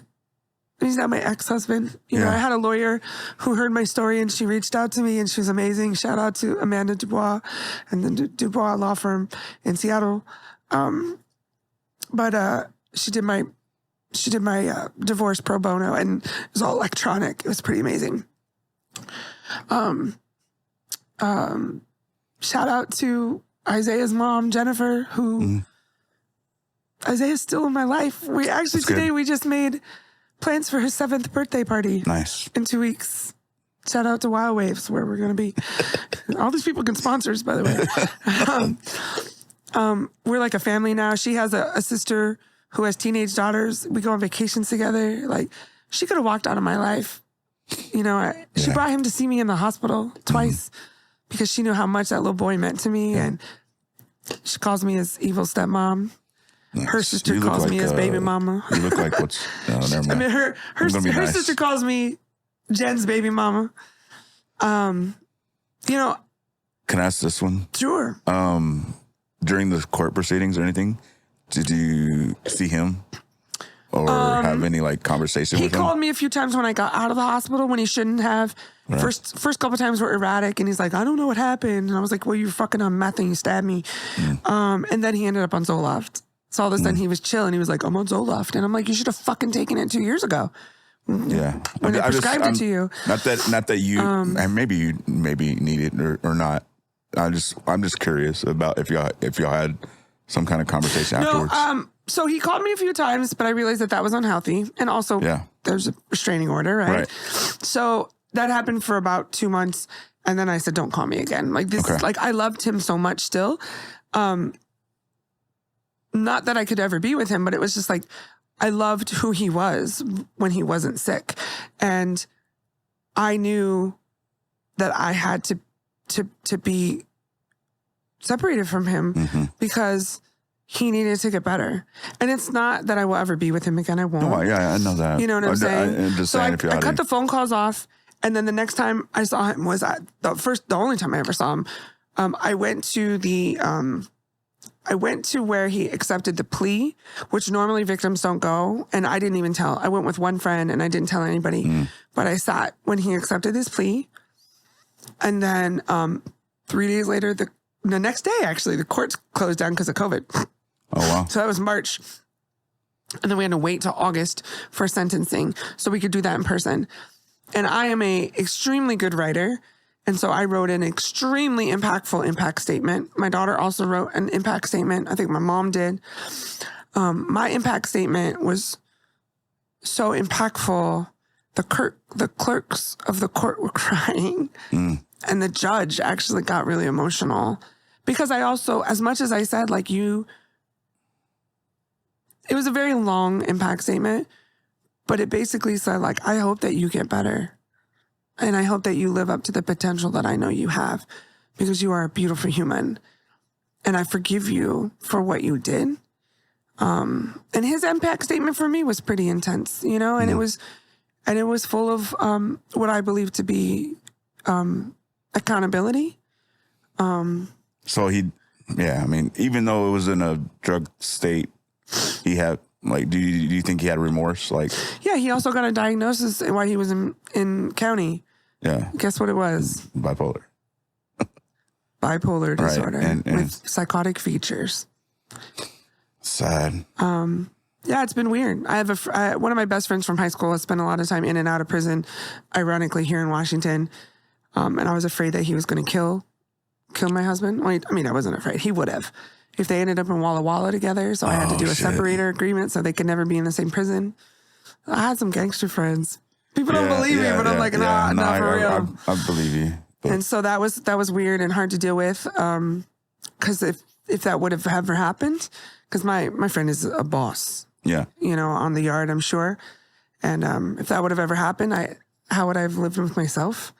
So I had to make sure that they were separated.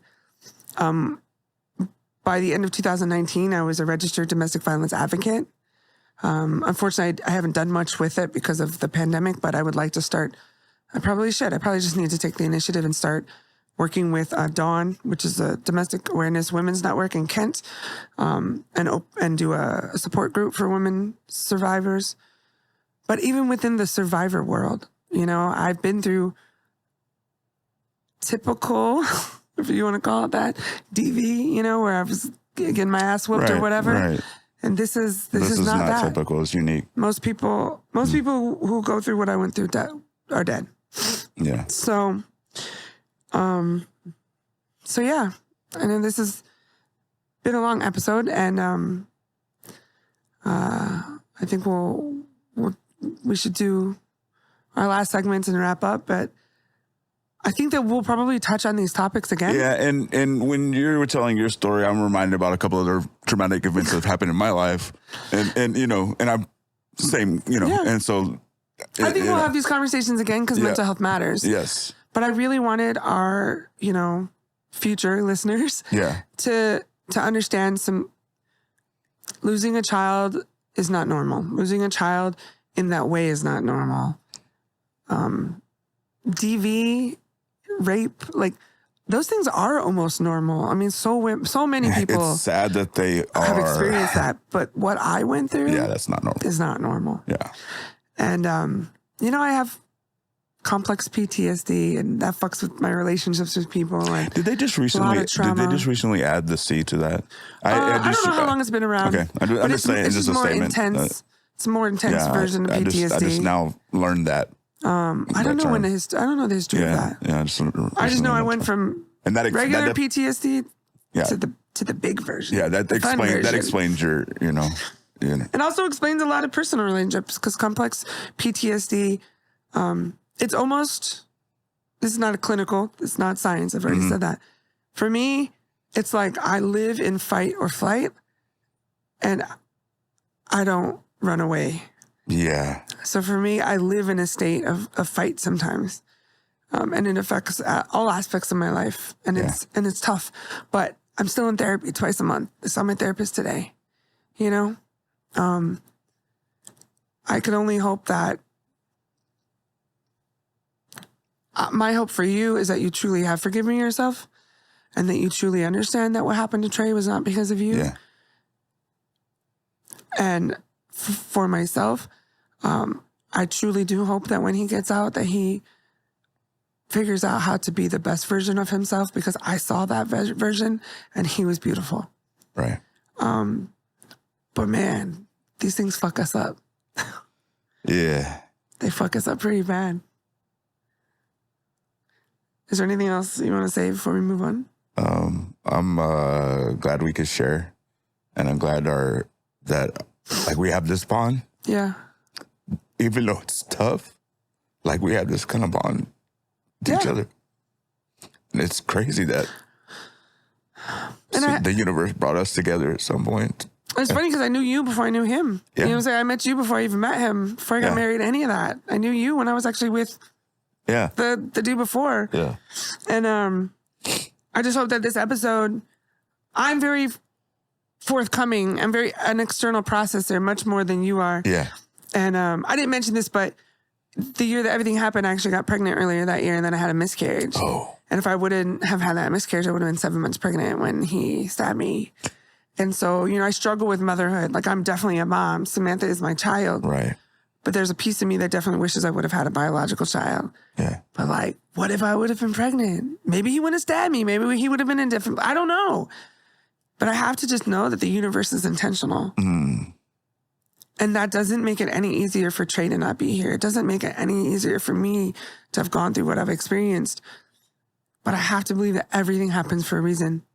So maybe you are a better dad for Katie and Corey because of that. Right. And maybe I am going to do good things with my life because of what I've been through. But there's a lot of moments that I'm sure we both experienced that it's like, what the fuck? Yeah. And I hope that these experiences and us being open about them help someone else heal. Yeah. And honestly, if you're listening to this or you're watching this, reach out to us. You can reach out to us. Yeah. For real, I'm an open book.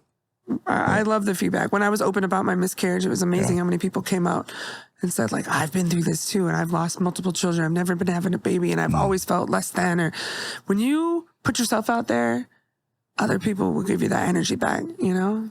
Right. And so that's why when we talked about this episode, we talked about it's going to be shit. Yeah. But it will also give other people a lot of understanding maybe for who we are and why, you know, we're comedians and we have jobs and we're parents and all this, but we want people to be healthy and happy, and we want people to be okay with not being okay. Yeah. Because we all been through some shit. Right. So, okay, real quick before we get done, I know this is a long episode. Yeah. I do want to shout out before we get to our next segment. Stay Hydrated Studios, our producer NuqNuk, who's over there listening to all this. Thank you for letting us go through this journey together. I got you. Being part of it. I just looked at the time. I was like, wow. I know, right? Okay, so our next segment that we want to be doing is Dope or Trash, which is just, we're going to run through some things real quick, and we're going to say whether we think it's dope or trash. Go first. The standalone mustache. Oh, trash. Well, okay. I think the right guy is cute. You know what I'm saying? Yeah. I think like there's some comedians that have them that like they have like the curl, like Andy. I don't know if you know Andy, but I think sometimes it's cute. If they have that barbershop 50s vibe, I think that's kind of cool. But it can also be very psycho. So I think it can go either way. Like, like child molester, like it's kind of level. creepy. Yeah. But my dad had a standalone mustache for a long time. But then I look back at my pictures of my dad and be like, that was a creepy look. I've had to have it like for work at one point in my life, and I hated it. And then I did it as a dare, but more like the cowboy mustache. Did it? Got it. But I'm definitely after that. Then no, everybody's like no, grow the beard. Okay, so I say trash. I say it depends on the person. Okay. Nook. What do you say? It gives you cop face bad. I don't know about that. Yeah. Yeah, you're not wrong, though. No, yeah, right? You're not wrong. Okay. Your turn. Ice Cube family movies. Trash. It's just, Why? It's just hard to, like, I get that it's just hard to look at. Like, I almost think like he should have a different stage name he should have a different stage for his real name. Yeah, he should go by O'Shea. For movies and Ice Cube for thing. I mean, but it is a thing. Ice-T, Ice Cube, like seeing people like that are thug rappers, gangster rappers, and now that I love that Ice-T is a fucking cop. I love that. I love that shit. That's just crazy. The cop killer. What'd you say? Cop killer. Right, exactly. Like, talk about a full circle moment. They're like, so we got this part for you in Law and Order. Yeah. But we're talking about Ice Cube. Okay, I think Ice Cube family movies are super cute. I liked him in what's the one with him and Kevin Hart? I don't remember. Ride Along. Yes. What is it? Yes, Ride Along. They didn't do two Oh, movies? yeah, that was a good one. Yeah, that was a good one. I like something like that. Yeah. I think it's great. And I think it just, if Snoop Dogg can fucking do whatever he does with Martha Stewart, you know what I'm saying? That's true. I love Ice Cube, and I think it humanizes him. And, No Vaseline is one of the hardest rap songs ever. You know what I'm saying? So for him to go from NWA and those kinds of songs and have that image, and we just saw him, which we'll talk about that experience one day. Yeah. Best concert, but also I hate Rob. It's a whole other story. But I mean, he's still a gangster for sure in his music. Right. But I love that it humanizes him. I get it. I love that about him. Yeah. I love that about him. So you said trash. I say now you're swerving me. I think it's it's dope. I guess. I'm not here to convince you, bro. No, it's I'm stating my case. So I looked at it from my lens. I'm like, I'm a dad, and so it's cool. But I was a thug. Okay, Nook. So okay. It's definitely not what we expected from him coming up, because he was a certain way. But when it first started happening, I realized he was good at it, and that was weird too. And that's the thing is he's a good actor. Yeah, he's not a terrible actor. So good writer, good actor. It's really weird that he's good at this. Yeah, I love him for that. So I guess it's dope. I mean, not only did Snoop do the Martha Stewart shit, right, with their little weird kinky situation, but he also just did, I don't know if you saw this at Christmas, but Kim Kardashian's Skims line, they put out a line of like family pajamas, and Snoop Dogg and his entire family, grandkids and everybody, were the first ad that they did, I think. Oh, okay. And so it's like, Snoop Dogg does fucking pajama ads with his granddaughter. Like, like these are all... Snoop Dogg's a spokesperson for Skechers now. It's like that's just not right. That should have been a whole separate doper trash. Okay. So everybody is like reluctantly. Oh, I think it's dope, but you two are like reluctantly. Okay, it's dope. All right. So what's your next one? Deep dish pizza. My next one is food too. That's weird. Nah, not really. I'm a thin crust bitch. Also because I had a gastric bypass. I know I'm fat, but I used to be really, really fat.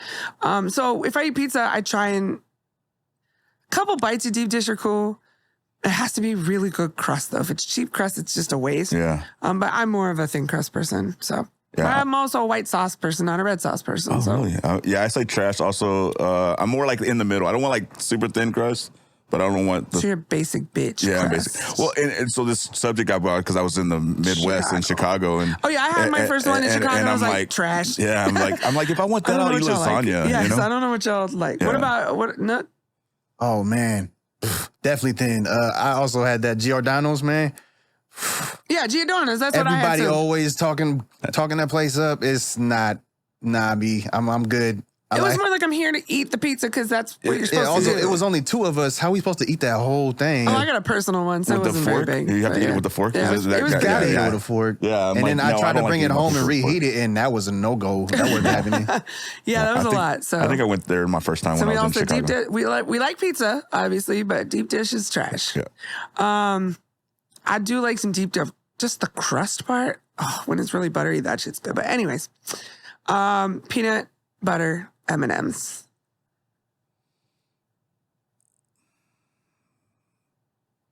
I'm not a fan. Trash. I don't like peanut butter. It's not my favorite I'm one. done with this podcast. We're out of here. You gotta walk over the brick. I'm gonna break everything. Please don't charge me for that. Like, okay. So you hate peanut butter? No. I don't hate peanut I butter. think that's what he said, you Peanut butter guys. cups are my favorite. Reese's peanut butter cups is my favorite. So what's the problem? I don't know. There's something about I like peanut M&Ms, but not peanut butter. There's something the packaging that just doesn't. So you don't like orange? You do like orange. You fucking love everything orange. You have ugly ass orange Crocs. I know. No, Their packaging is orange. I don't know. No. Like, I don't know. Just M&Ms, peanut butter. It doesn't You're wrong. jive with me. He's wrong. Okay. No. I love them. Ah, see. I don't know. You're God, wrong. don't I knew know. it. I knew he was wrong. Okay, what's your last one? Mumble rap. Oh, fuck. Mumble rap has amazing beats, but it's trash. Yeah. I mean, it's so hard because I really like the music of music, but man, I have no idea what Young Thug says. Like, it's lifestyle. That's all I know. Like, it's hard. It's hard. I can't get with it. And you can actually look at the words. Like, I have Apple Music, so I look at the words and I'm like, oh, okay, he actually said something. What's the point, though? Yeah. And we come from storytelling rap. Right. I don't know if we've talked about this. I have a huge Outkast tattoo. Yeah. Andre 3000 is about- the GOAT. You know what I'm saying? Storytelling rap. Yeah. But mumble rap is weird. Lifestyle. That's all.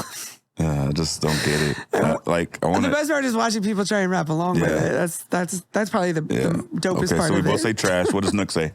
Absolute garbage. Okay, good. I hate it so All right. much. I was like, I'm I pretty mean, sure you he's should- going to be we on win board it- with we that. win You're it. supposed to be back. a professional at this, and you're terrible at it. I hate it. Right. You suck at this. Don't God, stop their doing beats it. be good, though. Stop doing it. Just have a beat. That beats Then be just have good. a beat. Get And don't- somebody good to rap on that beat. That's How the about thing. Yeah. That's Be the a thing. professional on the thing that you're at your profession. That's the Yeah. thing. You're right. My last one. Cars that front. Let me explain. Okay. Like Hyundais and Kias, when they came out when we were kids, we were like trash cars. Like, ew, you have a Kia? Like, you're poor or whatever, right? But now they put out cars that look like Bentleys. They put out cars that look like okay. I know which ones you're talking about. BMWs Like and shit, yeah, right? the key, like The Genesis, Yeah, right? that's Is it. that it? Yeah, when first time I seen that, I was like, and then I had to look That's it a up. I was bad like, bitch. that's a Kia. Right. Yeah. Cars that front, dope or trash. Yeah, trash. I'm just gonna. Trash. Because if you can buy that car for $35,000, right? You could get like a Honda Accord for you know what I'm saying, Right. or what something that doesn't fake the funk like it's a BMW or Right. fucking whatever. Yeah. I don't like them. I think they're dumb. No. I think they just make you look like you're trying really fucking hard. That's the way I feel got about it. it. So I'm trash. You're trash. Trash. No. Where you at? Not really a car person, but I guess it's weird that they do that. You said what? It's weird that they do that when they can just make their own thing. You Yeah, know? it's hella weird. Be you, you know? Yeah. Kia stick with Kias. Right. I like the Kia Stinger. I have a Optima, but I'm not saying Kias are yeah, bad. they- I'm saying when they make them they to don't look do like that those other thing. cars. Yeah. I see what you're saying. Don't like it. Yeah. All right. I don't like it at all. yeah. I'm just like, you know the what? ones I Do got. better. Don't fake the funk. You know what I'm Right. saying? Do better and get it. If you really want a Bentley, get it.